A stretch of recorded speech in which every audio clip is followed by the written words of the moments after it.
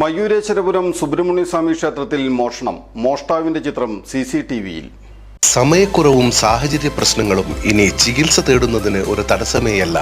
Labs MHLന്റെ എല്ലാ സ്ഥാപനങ്ങളിലും online doctor consultation ലഭ്യമാണ്.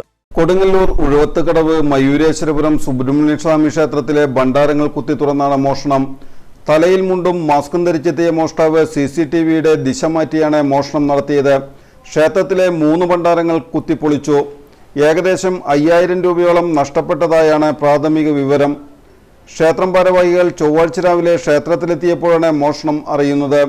മോഷണത്തിന് ശേഷം ദിശ മാറ്റിവെച്ച CCTV ക്യാമറകൾ പുനഃസ്ഥാപിച്ചാണ് മോഷ്ടാവ് തിരിച്ചുപോയത്. ഇതെല്ലാം CCTV-യിൽ പതിയുകയും ചെയ്തു. ക്ഷേത്രം ഭാരവാഹികൾ കൊടുങ്ങല്ലൂർ പോലീസിൽ പരാതി നൽകി.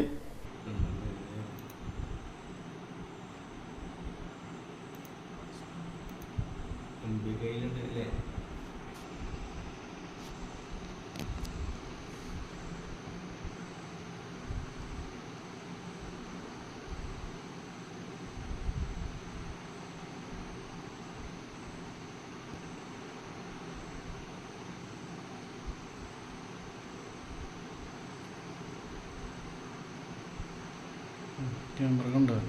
ക്യാമറ ഉണ്ട് അല്ലേ?